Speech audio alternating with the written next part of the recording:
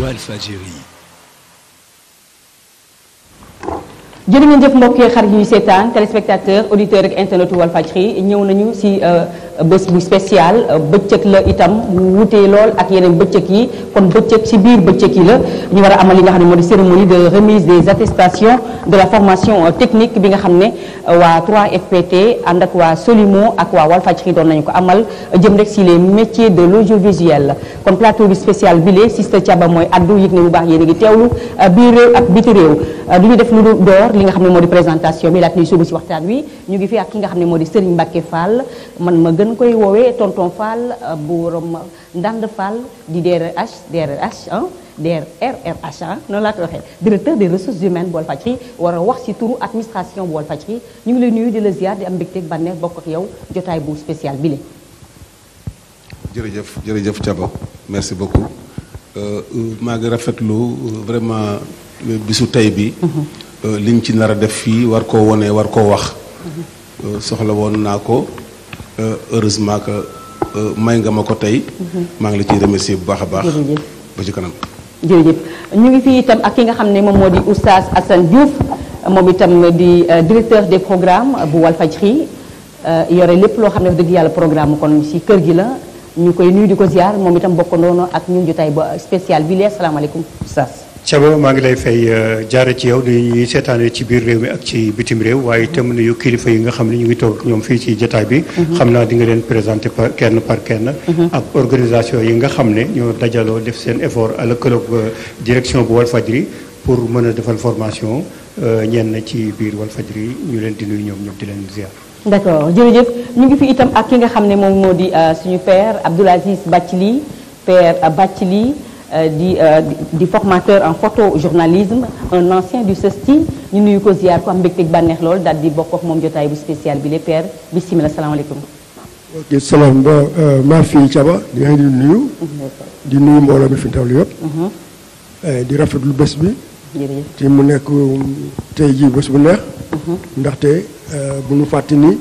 ñoo ngi jóge si xew-xewu bànneex. maanaam xew-xewu suñu gaynde yi dem def bitim réew. def fa jàlloore bu ñëw indi ñu ko bi nga xam ne moom lañ doon wut boobu léegi. donc mu ñëw tombeeg lii tey jii di bésu évaluation bi nga xam ne programme bi nga xam ne def nañ ko. xëy na bu si kanamee daan si dugg donc di gërëm ñu fi nekk ñëpp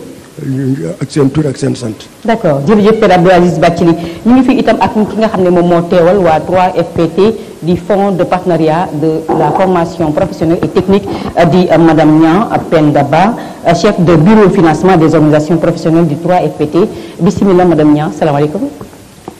salaamaaleykum Thiaba.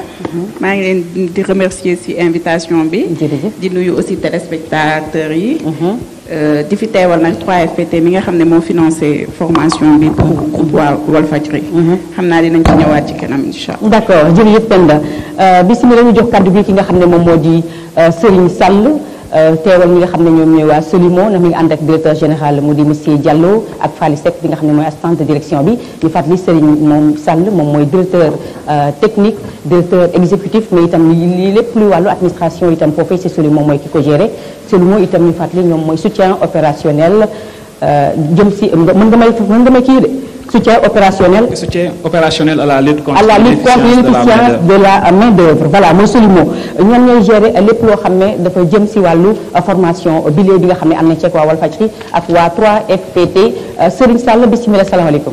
salaamaaleykum Thiaba salaamaaleykum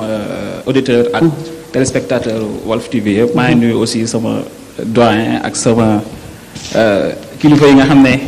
bokk naa ñoom plateau bi yëpp di leen jaajëfal maa fi teewul Solimo comme ni nga ko waxee le soutien opérationnel à la lutte contre l'inefficience de la main d'œuvre inefficience wala inefficacité de la main d'œuvre donc ñu xuus ba ci kanam gën ci xuus incha allah d'accord soutien opérationnel à la lutte contre l'inefficience de la main d'œuvre jërëjëf Serigne bisimilah jox kàddu bi sëñ Mbacke Fall DRH directeur des ressources humaines war a wax ci turu administration bi nga xam ne formation bi nga xam ne ñu ngi ko doon amal ak ci personnel Walfadjri jëm ci les métiers de l'audiovisuel bisimilah. merci Thiaba. maa ngi rafetlu vraiment tey bis bi ndax dafa nekk bis boo xam ne dinañ permettre ñun ñu mën a expliquer employés yi expliquer aussi sénégalais yi que dafa am léegi-léegi ci liggéeyu technique yu bari ci sooxe ak yu bari yu ciy négligé ak yu bari yu ciy seetaan ak yu bari yu ciy manqué ba loolu amee ñun ñu yëg dégg ni ministère de la formation professionnelle am na benn agence laa koy wooye boo xam ni boo fa jaaree di nga mën a relooker noonu laa koy mën a waxee sa personnel maanaam dafa leen renforcement de capacité yokk leen ba tax ñuy mën a jariñoo outil bi ñu yore outil bi nga xam ne moom la seen employeur yi teg seen loxo ñu mën koo jariñoo ni ñu ko bëggee ça veut dire quoi c'est-à-dire que dafa am benn bis ñuy réunion fii man ak direction bi yàgg na booba ñu ngi war a dugg ci affaire télévision tubaab bi nga xam ne ñoom doon jaay télévision bi daal di wax ni seetlu nañu ni ñu bari dañuy jël benn appareil mbaa benn machine di ci jariñoo ñaari bouton rek taal ak fay te machines yi en général bouton yu bari la ñuy am mais employé yu bari duñu xam bouton bi lan la tekki wala bouton bi lan la tekki léeg-léeg sax dañuy dem ba naan bouton bi dañ koy def rek waaye amul njariñ yooyu pour éviter ko pour mën a jariñoo bouton yoo xam ni ñoo nekk ci suñu machines yi ak suñu appareil yi ñuy liggéeyee bi ñu déggee donc formation professionnelle bi ñuy def te 3FPT yor ko ñu ni nañu jéem a rapproché wu kat ministère bi ñu doxee ba sonn ba egg ci 3FPT ñoom it ñu wax ñu kat bu fekkee da ngeen bëgg renforcement de capacité pour seeni employés da ngeen di bind may dugg di génn di bind di yóbbu di déposer ba ñu convoqué daal di def li ñuy woowee appel d'offre ñu bari di xëccoo donc pour former employé Walfadjri yi yombul woon nag bi ñu defee appel d'offre ñoom ba def seen sélection yàlla def Solimo gagné appel d'offre bi donc Solimo moo waroon def seen formation wu suma employé yi ci laa jël benn liste 30 personnes envoyé ko Solimo donc pour ñu def formation bi nag heureusement ni ma ko bëggee woon noonu laa ko amee ni ko direction bi bëggee woon aussi noonu la ko amee parce que à un moment donné man demoon naa sax ba vraiment di xool ñan ñoo mën a représenter à ce niveau là parce que mën ma woon bàyyi sama liggéey dem fa toog ndax bokkuma ci formation bi mais ñun ni ñuy liggéey fii Walfadjri dañuy jàppalante le directeur de programme mi Oustaz Assane Diouf mi toog nga xam mooy direction programme yi moom moo volontaire dem toogal ma fa toogal fa direction générale bi pour xool lan la ñu xool lan moo fa sooxe ak lan moo fa manqué ñu mën a saafara loolu heureusement avec l'appui donc de monsieur Diallo qui est le directeur général de Solimo dara manqué wul dara sooxewul ba la formation def nañ ko ci ni ñu ko bëggee woon ñun kontaan nañ ci kontaan boo xam ne aussi le directeur général du groupe Walfadjri muy Cheikh Niass apprécié na ni ñu doon doxee liggéey bi apprécié na aussi ni ñu doon suivre formation bi rafetlu na ko loolu it ba mu kontaan ci loolu ba remercier 3FPT donc loolu dafa nekk loo xam ni pour ñun réussite la ci ñun réussite la mooy lan fexe nañu ba suñu employé yi donc commencé nañu benn formation te du yem foofu ndax ñun du question technique bi donc lañ ci soxla nañu yeneen formation yoo xam ni il faut aussi ñu jàpp ci à partir d'aujourd'hui fas yéene ko def mooy li ñuy wooyee infographie ak informatique mais nag poussé niveau supérieur lañ soxla te vraiment bëggoon nañu aussi 3FPT jàppale ñu ci beneen bi mooy formation bi soxla woon nañ ko mooy lan mooy que am na ci wax naa ko léegi ay outils yoo xam ni outils yu bees la ci audiovisuel te yàlla def na formateurs yi fi nekkoon muy professeurs yi fi nekkoon yàlla def na ñoom xam nañ ko mën nañ ko laay nañu biir emploi yi nga xam ne ñoom laa leen joxoon pour ñu former ko ba former nañ leen man ni ma ko bëggee woon nga xam ne loolu la ma direction générale santoon ni mën nañ ko defee nii parce que man maay wax nii rek mais je parle au nom de la direction générale ñoom ñoo ma santoon liggéey bi ni naa ko def ma dox ko ba tey jii donc yàlla def tey jii ma indi attestation yi pour jox ko ñi nga xam ñoom la doon formé c'est un réconfort moral pour moi absolument indiscutable kontaan naa ci loolu tey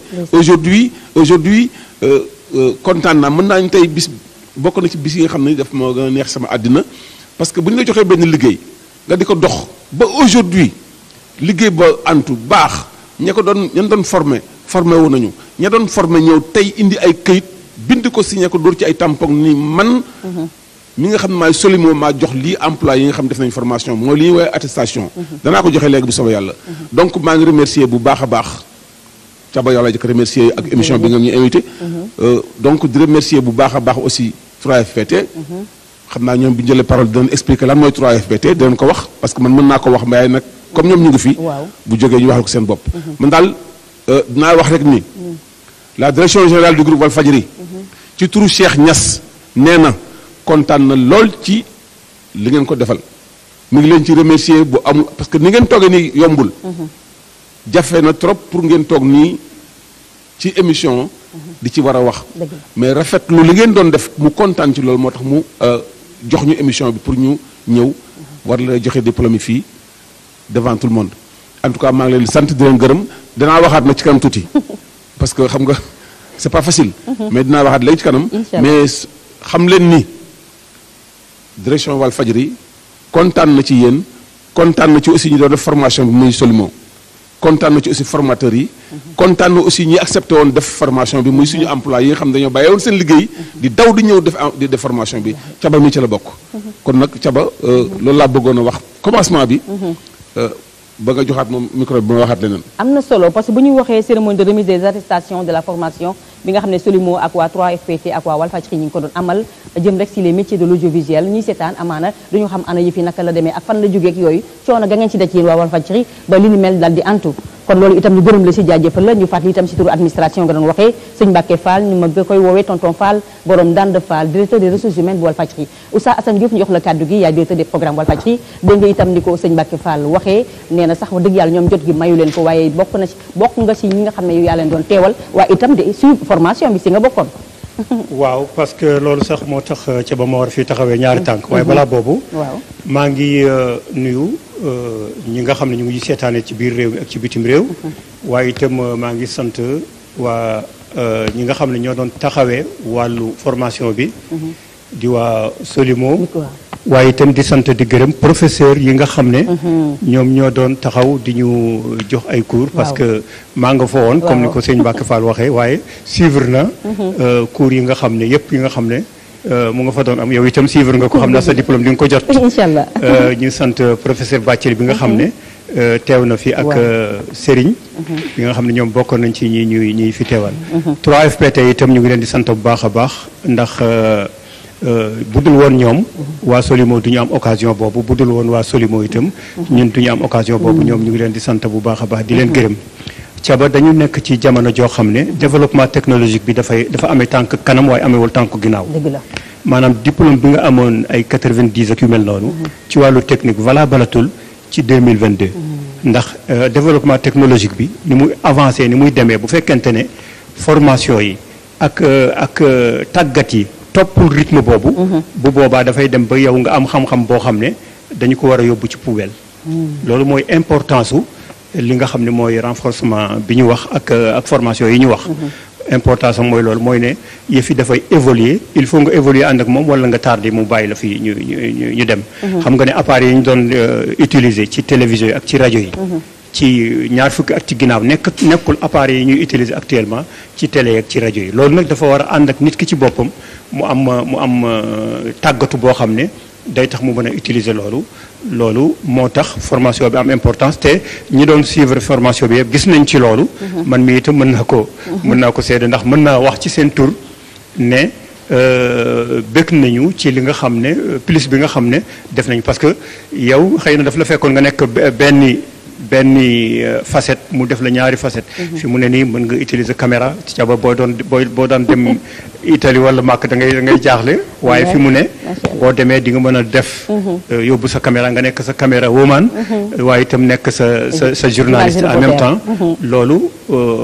lu am solo la te boo ko évaluer itam lu am importance la parce que ñi nga xam ne ñoo yore wàllu administration bi dina leen yombalal lekk-lekk au lieu ngay envoyé 3 personnes ñuy dem defi ji benn liggéey ci bitim réew par exemple dina la doy nga envoyé kenn koo xam ne da nga def ñaar ci biiram muy ñett macha allah kon loolu lu am importance la ci laay profité occasion bi nag en tant que koo xam ne bénéficié wu naa ci formation bi ma sant direction générale bu Walfadjri ci njiital ressources humaines bi nga xam ne moo doon topp formation bi mook Amadou Fati Faye ñu sant leen bu baax a baax ci seen taxawaay ni ñu doon wuutoo Cheikh ci liggéey boobu am na solo ndax da ngay gis ne ñoom dañ doon topp mbir mi fu mu toll rek faal mu ngi woote mu ngi photocopier mu ngi envoyé bu dara manqué rek. boo ko waxee ak liste de présence. exactement yëpp def moom moo ko defar yëpp daf koy defar bu jeexee bu ma ko waxee mu tiirewaat. tiirewaat day tiire ba mu ne la tiireel rek pour mu kii. yëpp moom moo ko def kon loolu moo ñu faciliter ñu mën a def loolu waaye bu fekkonte ne loolu amul xëy na formation bi dina sooxe ci benn côté kon ci turu ñu doon bénéficier wu yëpp maa ngi remercier direction générale bu Walfadjri ginnaaw bi ma remercier bu baax a baax ñi nga xam ne ñoo leen may occasion boobu waaye itam ma sant ñi nga xam ne topp nañu formation bi xëy na am na ñoo xam ne itam temps bi permettre leen ko ñu mën ko suivre 100% am na ñoo xam ne itam mënuñ cee bokk ndax problème calendrier ci liggéey bi waaye ñooñu itam maa ngi am yaakaar di ñaanaat ne ñooñu nañ leen jox occasion pour beneen yoon ñu def formation bi ndax lu am importance la waaw lu am importance la ndax daf lay formaté ba nga nekk technicien boo xam ne nekkuloo ci passé waaye yaa ngi ci avenir te loolu lu am importance la kon yooyu rek ay kàddu la yoo xam ne yu sëñ Mbàkke yi sax doyoon na pour ñu mën koo doyloo waaye daal ñu ngi sant bu baax a baax di gërëm di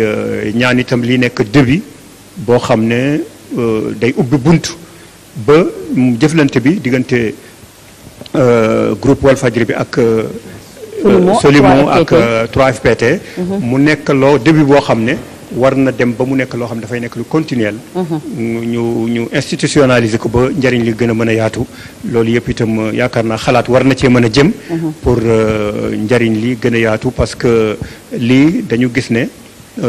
lu ama am importance la ci liggéey bi ndax dinañuy sakkanal ay mbir waaye itam dina tax ba professionnalisme bi gën a samp tànkam waaye itam ànd ak développement technologique boobu mu wax gën a feeñ ci ñi nga xam ne ay techniciens lañu fii ak sax ñi nga xam ne duñu ay techniciens parce que journalistes yi def nañ leen ay techniciens yi ñu def leen ay journalistes loolu am importance la kon ñu sant ñëpp gërëm ñëpp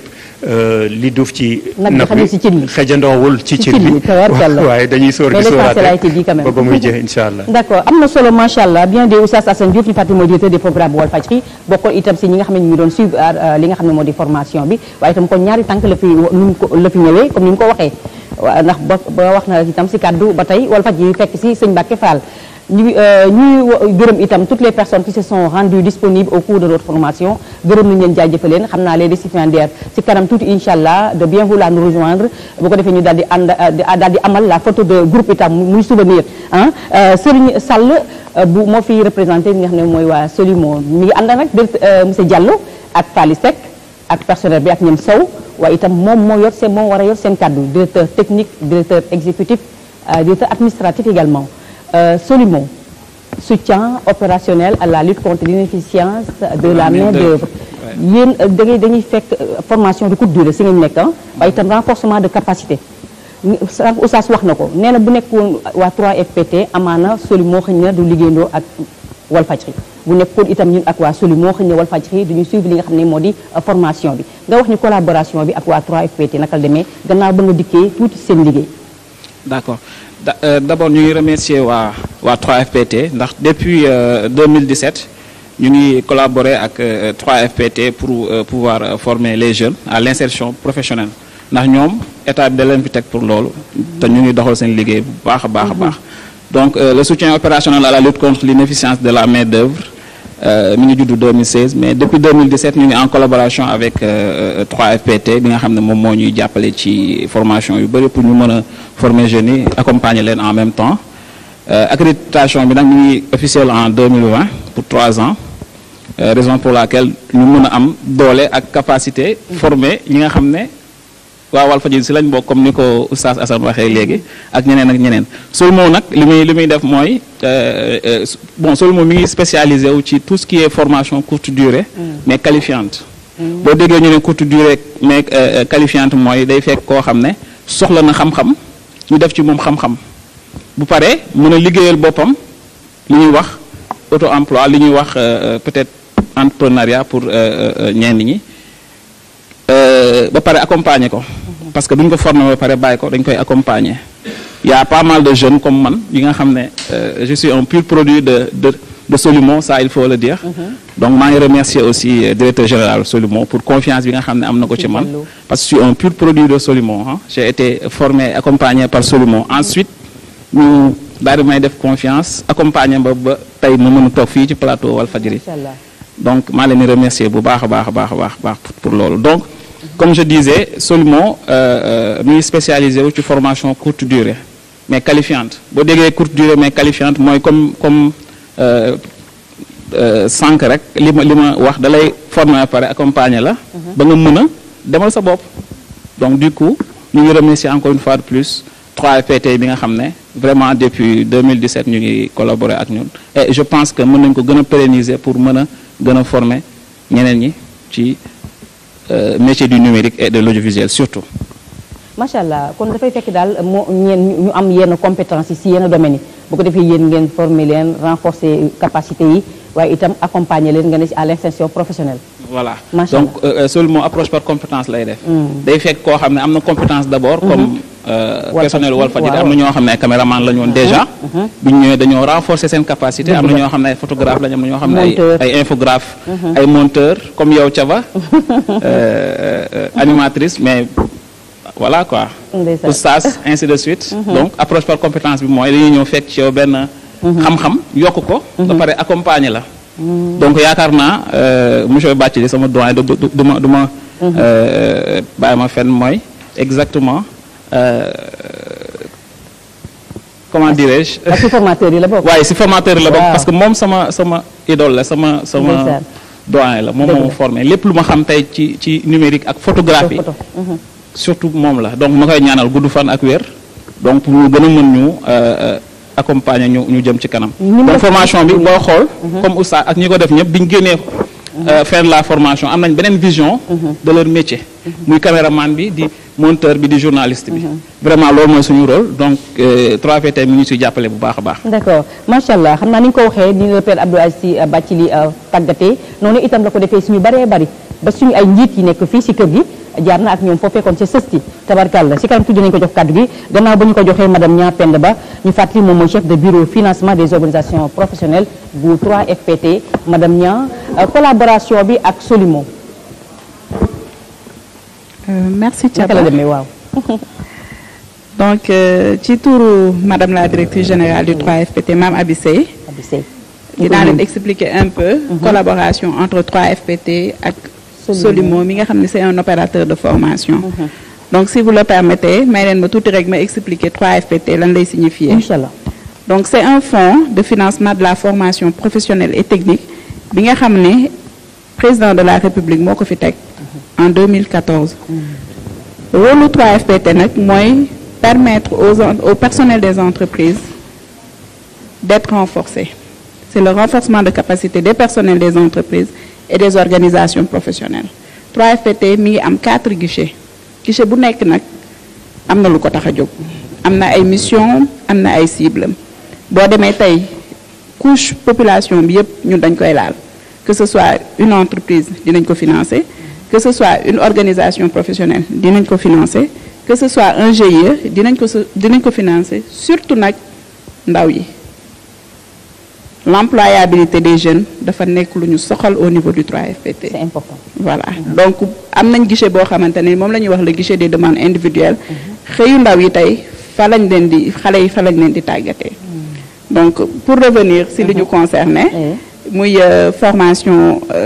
groupe Walfadjri bi nii c'est le guichet financement des entreprises et organisations professionnelles du 3FPT moo ko appuyé à hauteur de 100%. yaakaar naa ni DRH wax na ko sànq. yomb na il suffit juste nga identifier sa besoin entreprise parce que oustaz wax na ko aussi dafay évoluer la technologie elle évolue aujourd'hui mën nga nekk tey ci benn métier boo deful ndànk rek am lu la raw donc il faut tout le temps nit ñi di former wu di renforcer seen capacité loolu nag ñun moo ñu tax a jóg entreprise droit sénégalais bu mën a jublu au niveau du 3FPT dinañ appuyer sa demande dinañ ko étudier ak nos conseillers en formation à travers le guichet financement des entreprises te dinañ la ko financer. Et la finalité aujourd'hui c'est l'impact de la formation au niveau de ces entreprises là. DG sunu DG maam Abi Sey bu xëyee suba ba ngoon loolu lay dëkkal sunu nopp yi. li ngeen di former li ngeen di financer parce que état aussi jox nañu jumtukaay yu war a tax tey jii ñu mën a satisfaire la demande. mais li ngeen di financer ban impact la am. ban impact la am tey jii ci entreprise bi ban impact la am ci xale bi ngay may formation ban impact la am ci personnel bi ci boppam. ki ngay former tey jii. donc en gros c'était pour vous dire les missions du 3FPT li ñu tax a jóg donc financer personnel entreprise yi financer xale yi ñi nga xamante ni amuñu métier amuñu diplôme sax tey jii bu ñu ñëwee au niveau du 3FPT mën nañ leen jox une qualification à travers des certificats de spécialité à travers des formations diplômantes mais aussi à travers la formation continue. merci Thiaba xam naa dinañ ci gën a. waaw ma bëgg naa nga dikk tuuti ci collaboration bi parce que nit ki mën nga collaborer ak moom quelque temps après nga ne kii faw ma accrédité ko. faw ma accrédité ko. def naa j'y arrive ah. pourquoi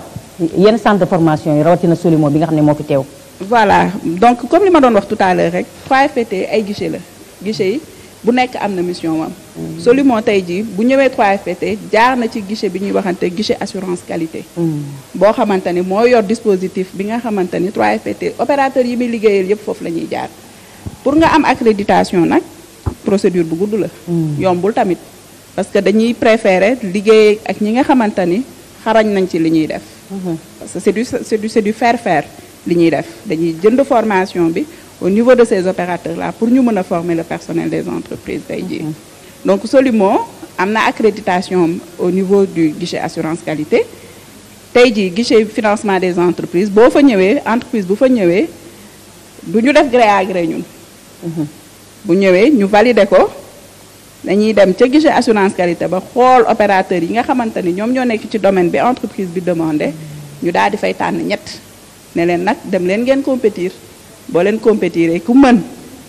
nga wane sa bopp ki jiitu. waaw bu wane sa bopp rek yaay gagné formation. macha allah voilà. d'accord yal na yàlla gën a yàggal li nga xam ne moom moo di ànd bi ngeen yàgg taxaw itam les centres de formation budget bi di gën di yokk ñu koy gën di renforcer. loolu itam aussi soxla ngeen ko daal ñu koy gën di renforcer ko ñu nuyuwaale la directrice mu di Abi Sey. merci beaucoup à vous madame Niang Penda Ba voilà ñu jox kaddu gi ki nga xam ne moo di père Abdoulaziz Bathily di formateur en photojournalisme un ancien du CESTI moom itam ñu am chance lool wax dëgg yàlla tabarkàlla ñu bokkoon ci ñi nga xam ne daf ñu doon dañoo doon suivre formation bi nga xam ne mi ngi ko doon def si ñun père bisimilah salaamaaleykum. ok macha allah maa fi Thiaba. delluwaat di la gërëm di la remercier. delluwaat di nuyu Serigne Mbacké directeur des ressources humaines. di nuyu aussi imam Assane. déjà mi xam ne moo yore programme bi. di nuyu madame Niang 3SPT nekk fii toogaat Serigne mi xam ne moo représenté Solimo tout en mettant une mention spéciale à monsieur Diallo qui est lui le directeur quand même général de cette grande société et qui nous a fait confiance aussi c'est pas une première parce que j'ai eu aussi je crois qu'il y a 1 an ou 1 an et demi quand même il nous avait fait confiance à son école quand même pour quand même faire un travail de renforcement de capacité à un certain groupe d'étudiants à qui quand même nous avons eu la chance quand même de former. Donc nous le remercions aussi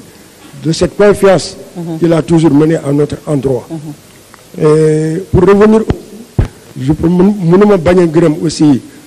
Walfadjri bi nga xam ni mën naa ni bokk naa fi la bokk. waaw. ndaxte boobu taw bi nekkagul sax fii. Parce que quand même le fondateur Sidi Lamine est ancien collaborateur ak man yàgg nañu depuis bi mu commencé ba nga xam ne journal bi booba temps gannaaw ku nekk buñ ko gisee gannaaw journal bi on faisait quand même allusion au peuple palestinien xam ni kooku du tey dégg nga avant que ñu créer le groupe Walfadjri et dans ce groupe Walfadjri ce n'est que des amis. ñoom Mame Less Camara jaar na. Camara j'ai été son ambassadeur. dem si yàlla Abdourahmane Camara je pense wala. Abdourahmane Camara taxul ñëw. boo xam ne c'est même un cousin à moi. ndaxte foog na maa ngi fàttaliku. keroog bi ko borom jëlee. te ngeen ñëw si dëj. Saint-Louis. sama kër. tax bu janoog moom après ay quelques 25 mètres fa la ñu recevoir une grande partie donc ñu woon imam woon ñëpp nga fa donc magam tudd na sama rakk donc ça veut dire que ni mbokk la ci kër gi Tidiane Kassé ñu koy nuyu moom sama ancien tu vois Sidi Mbaye c'est aussi un des on a fait beaucoup de lutte sur ce plan là donc maintenant kër gi sama kër la et je remercie aussi même la formation qui a sur place parce que jafe na formation bi am bu ko def sur les lieux de travail quand même du personnel ba grand avantage la parce que day fekk ni boobaa formation bi fekk ni ñëpp nekk l'idée de la formation est à saluer à demander que ñu pérenniser ko maintenant en faisant une évaluation juste à juste valeur pour voir maintenant les forces les faiblesses de formation pour renforcer les acquis et améliorer les insuffisances am na insuffisance je crois que c'est une formation de renforcement de capacité au moment où nous sommes comme que ko waxee léegi nous sommes à l'heure d'avance technologique te rapidité bu ñu am di ko def bu kaw bare na xare te wax na ko léegi y a un outil de travail boo xam ni qui renforce au moins plus de 25 boutons yoo xam ni ñaar rek la si technicien bi xam alors que bu si nekk am na utilité bu si nekk am na njëriñ pour rendre l'outil de travail plus performant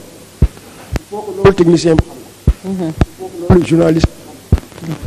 déjà Imam Assane wax na on a tendance à former des journalistes reporters d'image on appelle un journaliste qui va sur place et qui peut faire le travail de 2 ou 3 personnes mais c'est loin d'être suffisant parce que dana am ay lenn liggéey yoo xam ni benn nit rek bu ko def même bu mënee xarañ mën ñett liggéey mais dana war fekk na nekk équipe boo xam ne dam ko si mel c'est sûr que nit rek mënu ko def pas faire ce travail là dëgg la il faut être un journaliste il faut être un technicien père nga baal ma parce que li nga dafa am solo lool ma bëgg lool ñëpp jotee si mën nga boole ñaar yëpp sax bu la neexee wala il faut être un technicien il faut être un journaliste il faut être un animateur et etc plusieurs spécialistes ñoo fay war a nekk pour mën faire ce travail là boo xam ni ça va rendu de manière publique au niveau de la presse donc ça veut dire quoi ça veut dire que cette formation là a porté ses fruits et à mon avis ça a été salutaire et qu'il faudrait comme ni ma ko waxee évaluer à ce niveau là faire la part des choses les forces et les faiblesses de cette formation ce qu'il faut simplement quand même relever par rapport à la formation bi nu ma demee woon xëy na au départ on avait une équipe peut-être qui était évaluée à peu près à 15 personnes 20 personnes 25 personnes mais le calendrier professionnel avait fait de sorte que attente bi ñu si gënoon bëggoon mu am ko à 100% dafa manqué woon te loolu lan moo ko waroon indi moo di xëy na dañu waroon def la part des choses te dama naan demoon beneen yoon bu formation naree am bu benn yoonu noonu essayer peut-être scinder la part des choses en 2 parties ou en 3 parties parce que ñi nga xam ne ñoo bokk un peu de spécialité ñu bool leen ñi nga xam ne ñoo ko bokk aussi ñu jël leen mu nekk peut-être 3 niveaux de formation ou 4 niveaux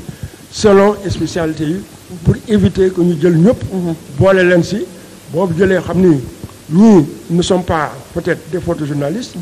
wala bokk aspiré woon à nekk un photographe wala ñële animateur lañu wala ñi preneur de son lañu soo leen boolee te bokkuñu spécialité des fois xëy na la nga bëggoon am à 200% peut-être 100% ngay am donc ça veut dire que quoi il faudrait que pour la formation bu ñu koy pérenniser et vraiment c'est ce que je souhaite on quand même un bailleur de fonds que ñu mën ko reprendre defaraat ko ba nga xam ni dana gën a mën a former spécialistes yi nga xam ni bu dee animateur la ñu nga xam ni moom lañu groupe bi la su dee photographie la ñu xam ni photographie la bu dee les reporters caméraman ñu xam ni télé. Un groupe comme Walfadjri qui a aujourd'hui un journal ou peut-être même 2 ou 3 am télévision am radio. station régionale. Donc c'est un groupe. Le groupe bu si nekk nag quand on dit presse écrite dafa am un ensemble quand même de personnel boo xam ne ñoo fay liggéey et parmi l'ensemble de ce personnel là il y a les journalistes, il y a les correcteurs, il y a les photographes qui sont reliés à la presse écrite. ñooñu tey c'est une équipe qui doit avoir au moins 3 ou 4 ou 5. Idem à la radio, idem à la télévision, de sorte que bu ñu dee def une formation par spécialité. Je crois que ne dana gën a am un poids, dana gën a am un rendement. Et là je crois que ni c'est une recommandation qu'il faudrait donner pour que les décideurs et l'équipe ñi xam ñoo koy def pour que ñu mën ko def pour que mu mën kili te it aussi ñu libérer à temps ñi nga xam ni ñoom ñooy bénéficier de la formation comme aussi ñi nga xam ni parce que des fois on a vu que le travail professionnel a un peu privé sur le travail de renforcement de capacité à des moments donnés day gis kii heure am day jot mu war a dem def à l'antenne bàyyi formation bi dem def à l'antenne. C'était pas facile. De sorte que loolu yëpp day am ay problème donc il faudrait libérer les gens à temps plein bàyyi leen ñu def formation bi et je crois que ni ça porte ses fruits et je crois que ni ma recommandation première c'est quand même de pérenniser cette formation de renforcement de capacité qui est bénéfice pour tout le monde. Merci beaucoup Père Abdoul Aziz Bathily ñu fàttali mooy formateur la en photojournalisme un ancien du CESTI ma indi ay ouverture jafaraak yeeg ak ISO yeeg vitesse ya wala en sax yi c'est très bien wallaay photo merci beaucoup Père xanaa à travers moom itam ñu nuyuwaale les autres professeurs ñi professeur Éric Nimadi ak professeur Moussa Seydi qui ont ménagé aucun effort bu ko si pour rek formation bi dal di jaar si yoon kon di gërëm leen jaajëfal leen ñu dal di poursuivre fàttali mbokki téléspectateurs yi auditeurs yi ak internautes Walfadjri ñu ngi amal cérémonie de remise des attestations de la formation technique bi nga xam ne waa 3FPT waa Solimo ànd ak waa Walfadjri jëm si les métiers de l'audiovisuel Oustaz Assane kon ñu war a jëm rek si cérémonie de remise bi wala sëñ Mbacké Fall dafa am loo ci bëgg a dolli. waaw li ñu ciy dolli rek mooy di continuer remercier 3FPT rafetlu vraiment nit ñi accompagner. nit mu accompagner Solimo di rafetlu aussi Solimo xarañ gi mu yore ba tax mu mën a gérer suñu journalistes yi ak suñu techniciens yi parce que yombul il est pas facile de gérer ñoo xam dañuy yëngatu maanaam muy dem ak dikk yu mel noonu mooy li monsieur kii wax léegi Bathily wax léegi loolu aussi dañu ci remercier waa Solimo li ñu gën a kii rek xëy na peut-être que li ñu ci gën a kontaan mooy renforcement de capacité baat bu rëy la dafa am solo ñen ñoo ko def ñen ñoo ko defal waa Walfadjri c'est ça je peux les appeler des experts ay experts lañu parce que ki leen jiite c'est un docteur en lettres la docteur ès lettres la pardon ak communication kooku moo géré Solimo du nitu nit la koo xam ni xam na li muy def bu ñu demee ba nekk professeur d'université yor formation boobu di ko defal ay employés xam nga la ngay def ku mel ni doyen Bathily ak ñi nga xam ni moo sax c'est pas la première tudd parce que Bathily ma fi nekk nga xam ni dégg ngeen ñi mu formé ñi jaar ci loxoom yàgg na CESTI donc ce beau monde là xam na luy audiovisuel donc bu fekkee ni 3FPT dafa tànn ñooñu ci appel d'offre bi parce que ñoom it li ñu produire ci document ci appel d'offre bi tout le monde sait que ñoom vraiment ñoo gënoon vraiment ñoo raw nañ ñëpp daal ndax am nañ formation bi am nañu expérience bi ils ont les diplômes requis pour mën a former nit donc ñooñu bon il faut ñu remercier leen sant leen gërëm leen kontaan nañu ci seen formation ndax un formateur qui forme donc ce formateur là c'est un formateur parce que un docteur ès lettres ak communication bu ñëwee ci audiovisuel bi fii ci fu mel ne Walfadjri ñun xam nañ lan la mën ak lan la mënul bu ñu mënul dara lépp la mën pour ñun à 100% et bien ñu ngi ko sant di ko gërëm di ko remercier bu baax a baax en tout cas la direction donc du groupe Walfadjri mi ngi sant direction Solimo di sant aussi le ministère du ma ko fàtte mais surtout ki ñu war a gën a sant mooy kii tax 3FPT am en 2014 muy le président de la République li mu soxla bëgg ko mooy former nit ñi daf bëgg wax nga ko léegi madame ñaan nee na bàyyiwuñ kenn ci formation bi ku bëgg formation bi mën ngaa ñëw même bu dee benn nit sax nga ñëw wax sa soxla ci 3FPT ñoom dina xam nañ koy lijjantee ba gérer sa formation donc ñu ngi remercier donc le gouvernement sénégalais ñu ngi remercier 3FPT ñu ngi remercier Solomon ak les employés du groupe Walfadjri yi nga xam ne ils ont fait la formation léegi nag dama bëggoon a jublu ci jox leen seen i attestation la remise symbolique waaw remise symbolique comme ça seen attestation yi nga xam ni formation bi ngeen doon def fii ci Walfadjri man léegi nag dinaa mën a jóg jox leen seen attestation waaw léegi naa ba nga gërëmee waa Solimo ak waa 3FPT yaakaar naa ne sax am na ñoo xam ne xëy na am nañ chance amal formation waaye am ñeneen ñi itam xam naa au sorti de cette émission wala de cette très belle cérémonie daañu gën a bëgg ñoom itam ñu bokk si ñi nga xam ne itam dañu formé si yëpp yi non damay excuse-moi damay topp 3FPT parce que topp leen de bu ñu ma woon ñoom waa Solimo il faut ñu defal ma cette formation là parce que ils sont là ñu ngi taxaw nii dañu bëgg formation ñun ñëpp ñu ngi taxaw bëgg nag ni ñu gis waa Solimo def ko dañu bëggoon ñoom ñu def ko c'est des infographes ils sont là c'est des monteurs ils sont là c'est des journalistes waaw ils sont là dañu bëggoon la formation bi d'ailleurs j'ai la liste ici avec moi ñi nga xam ne ils se sont déjà inscrits donc ñoom il faut ñu defal leen formation bi madame Nia bal ngaa génn fii il faut nga tontu ma ci loolu ak suñu yaay Adi Sey d'accord mais yéen tam ñu ngi leen ñu remercier si ni ngeen ñu faciliter la tâche parce que nga xam nga wàcc au lieu ngay demaat parce que boo wàccee la déjà temps la boo xam ne wax dëgg yàlla temps bi dafay gàtt day xat nga war a mën a jël oto wala jël taxi wala jël car rapide wala ngàmb sa ñaari tànk yi dem ba Solimo di fa amal formation bi yéen ngeen yombal ñu ko ne doo leen génn Walfadjri fii ngeen koy amal ci salle yi ngeen aménagé ay locaux ba ñun ñu amale formation yaakaar naa ne itam loolu itam foo ñu remercier leen ci remercier itam ñi nga xam ne ñoom itam parce que beaucoup de volonté la laaj liggéey la itam beaucoup de volonté ci ñi nga xam ne ñoom ñooy les récipiendaires parce que le fait que ñoom ñu wàcc coono gi des fois am na ñoo xam ne 22 heures la ñuy egg seen kër après parce que il habite loin ay Tëngéej ay feneen ak feneen yoon bi circulation bi dafa métti ak yoon ak travaux yeeg yooyu des fois nga bañ a añ nga ne da ngay parce que li nga bëgg la da nga bëgg sa vie professionnelle wax dëgg yàlla nga am ay atouts yu important yoo xam ne daf lay jàppale si sa vie professionnelle kon loolu yéen itam ñu gërëm leen ci ñoom itam ñu dal di jublu kon ci remise symbolique bi tonton Fall waaw tout de suite incha allah donc damay xool remise symbolique ko défend parce que le temps presse et puis kii baa ngi dem damay xool déjà ñi fi nekk léegi rek ma commencé ko ci parce que attestation yëpp a ngi nii oui am na bon mën nga parce que am na ñu fi nekk waaw mën nga ñi fi nekk bu la neexee si attestation yi ñu woo leen pourquoi pas ma commencé monsieur Assane Diouf waaw parce que lui monsieur Assane Diouf commencé boo gisee ma nekk à ma gauche parce que dafa accepté woon surveiller en même temps la formation. L'infatigable. parce que ñu ngi ci kaw moo tax bon mais amul jot ban amul jot kenn amul jot effectivement Cheikh Niass amul jot amuñ jot mais lui mu jël mu nga engagé wu ko parce que comme c'est lui qui gère les programmes c'est le directeur des programmes il avait accepté dem sur formation ba mu jeex di xool affaire formé wu na parce que dafa am loo xam ni xëy na caba xam na ko xëy na ñu bari xamuñu ko bu njëkk dañu daan jël 3 personnes yóbbu leen Màkka par exemple dañu yóbbu un journaliste yóbbu un monteur ak un caméraman mu ñetti nit aujourd'hui benn nit la ñuy yóbbu mu def lépp donc ñu ngi leen ci sant leen ci gërëm loolu donc fàttewuma ko woon mais enfin donc oustaz loolu xam na ko tonton Fall xam nga ne léegi oustaz mën nga dem moom rek Màkka waaw def ce travail là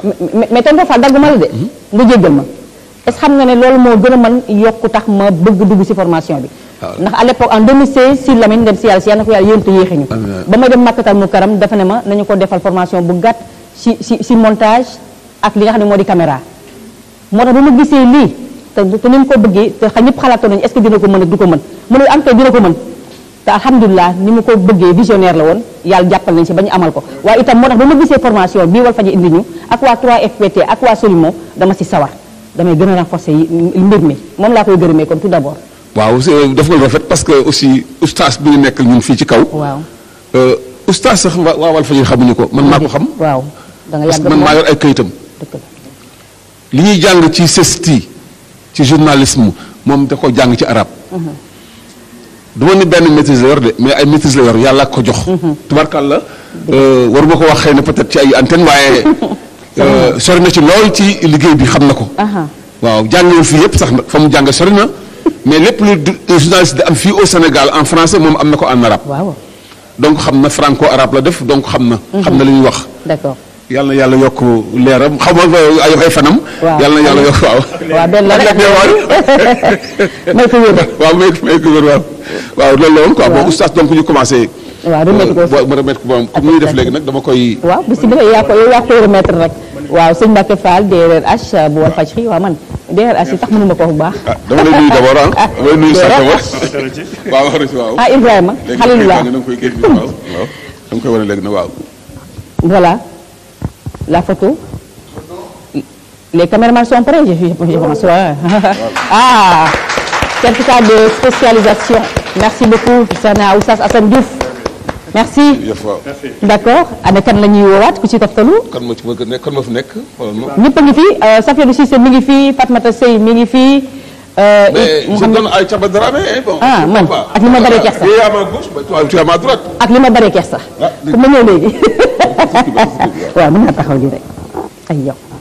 Merci beaucoup. Tonton Fall. Merci beaucoup.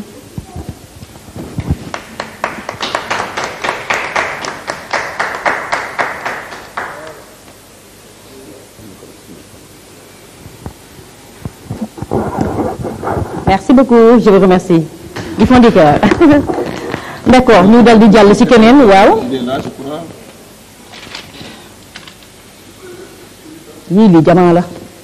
dafa rëy lii Ibrahima Lo oui. Vos applaudissements s'il vous plaît ñu daal di ko accueillir mu daal di ñëw jël li nga xam ne moo di attestation certificat de spécialisation. delloo ziar bu wér Rahim jaajëf. La photo.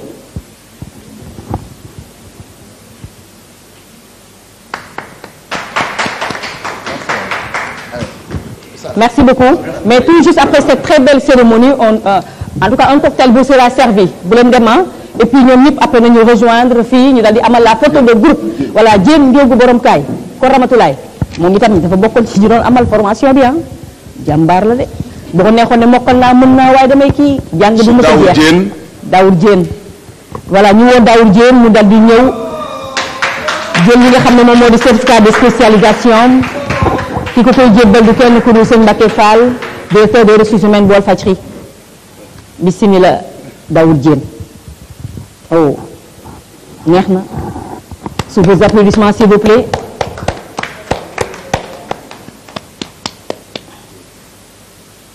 Merci beaucoup Diène yal na la jikk waaw waa Tamba yi dem waaw ñu dal di woo kan waaw Safiatou Cissé mi ngi nii Fatmata Sey Awa Diop bari nañ Modou Fall Mohamed ñëm Sané waaw ñoo mën nañ ko waaw ayca nañ ñëw na ñu ngi nii waaw noonu waaw mais sax mën na ko jox Awa Diop oui elle est là non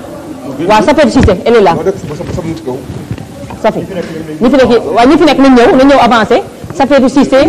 Fatmata Sey ñëw leen après ñu jox leen ko Modou Fall et qui d'autre Mohamed les deux Ablaye Sané et Faye Thiamas bokkoo si woon dégg waaw attestation yéen yi ñu ngi si kaw d'accord mais nañ ñëw taxaw ñu xam ne si lañ ba voilà nañ ñëw Awa Diop on t'a appelé depuis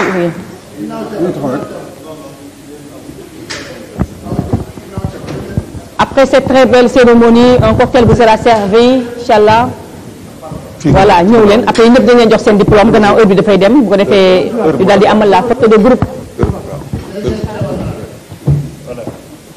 mu jóg taxaw man itam parce que mot de la fin après waa 3FPT faw ñu amal quoi absolument Oustaz ma ñëw foofu moom mën naa déplacé woon avec plaisir Rahim seen bos waaw ñu téye jox ku nekk téye moom laa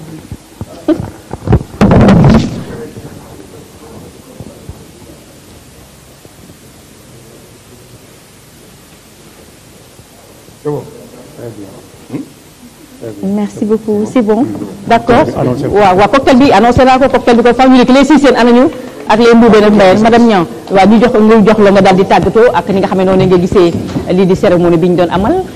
waaw bismillah après Serigne Bou Solimo merci beaucoup nous vous remercions c'est moi qui vous remercie parce que xam nañ ko am nañu xamul. donc c'est une occasion aussi pour nous aujourd'hui ñu may ñu xam ñu ngi liggéey. xam ne état jox nañu lu tax ñu war a jàppale personnel des entreprises. jàppale des jeunes. surtout en fait de qualification. donc ñu ngi leen di invité à ce que ngeen rapproché wu 3FPT di déglu li ñuy def ak financement yi ñuy def. d'accord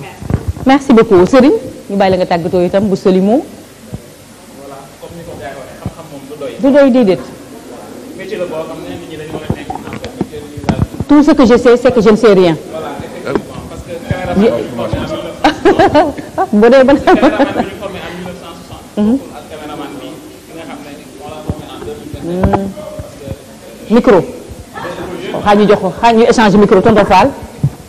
parce que boo toogee ne man xam naa mokkal naa am na lu ma jot a jàng doy na li philosophe bi doon wax tout ce que je sais c'est que je ne sais rien du moment que ne xam nga dispensé nga sa bopp. voilà à la quête du savoir à la quête de la connaissance. je disais xam-xam du doy parce que caméraman bi ñu formé en 1960 bokkul ak bi ñu formé en 2021 bii nga xam ne caméra yeeg lumière yëpp day évolué donc xam-xam du doy. voilà ñu ngi jaajëfal ñëpp maa ngi remercier le groupe Walfadjri parce que agents yi ñu formé fii c'est pas des agents bon nekkuñu n'importe qui quoi. parce que fekk nañ xam-xam ci ñoom dañ ko renforcer rek. comme nee nañ xam-xam du doy. yow Soul moom ñu lay jaajëfal bu baax Thiaba gis nañ ni nga sawaree ci formation bi ak Oustaz Assane ak doyen Bathily ñu ngi remercier ñëpp. di leen jaajëfal bu baax a baax maa ngi remercier aussi Mass Collection ndax moom moo ma appuyé tey waaw Mass Collection mi ngi Zak Mbaaw ku ko soxla na nga ko woo ci 77 641 30 28 641 30 28. am nga fulla Mass jërëjëf merci beaucoup encore une fois de plus ñu bàyyi la nga tàggatoo waaw. Bon, merci encore une fois. Et je crois que cette fois-ci, c'est au nom du corps professoral, de manière générale quand même, comme Malem Fitewal. Je dis une seule par rapport au groupe Walfadjri qui nous a accueillis, et particulièrement Imam Hassan, qui a été à nos côtés pendant tout le temps de la formation, dévoué, assidu, et vraiment, il m'a vraiment facilité la tâche. Le groupe salué aussi par le directeur général, c'est Diallo, et tous les collaborateurs, Madame Nian et tout ça, vraiment, nous voulons les remercier. Et tous les participants aussi et participantes au niveau de la formation. Parce que nous sommes vraiment, et nous sommes vraiment à mon nom, nous avons de suivre et nous avons une attention particulière, nous avons cette formation, et particulièrement, à partir d'aujourd'hui, à mon appareil, mais après la formation, maintenant, elle saura comment utiliser cet appareil à bon escient. Voilà, et je crois que ça sera partie de mise. Jërëjëf Père Abdoulaye Bathily à travers moom nuyu professeur Nimadi Eric ak Moussa Seydi tonton Fall ñu bàyyi la nga daal di tàggatoo. jërë ngeen jëf sant naa leen gërëm naa leen merci beaucoup ci turu donc direction Walfadjri.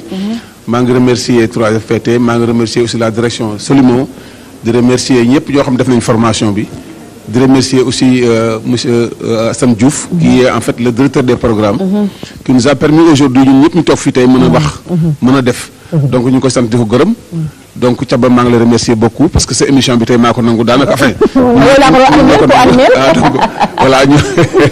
waaw maa ngi remercier aussi monsieur Diallo qui est le directeur donc de Solimo ñu ngi koy sant di ko gërëm di sant donc ñëpp ñoo xam ne ngi fi teew tey et di leen ñaan nag je voulais le dire en latin mais je vais pas je veux bien le dire en latin soyez heureux de vous en servir seen diplôme boobu la waaw bon bu fekkee ne xam naa monsieur Diallo laay waxal dama ko en certain avec bonheur Inch'Allah voilà bon j'ai parlé un peu quand même de monsieur Diallo bi nga xam ne moom daf ñu yombal lépp vraiment il est très cool dévoué aussi il est tout le temps ici il a suivi la formation il venait presque chaque 2 jours il était là auprès des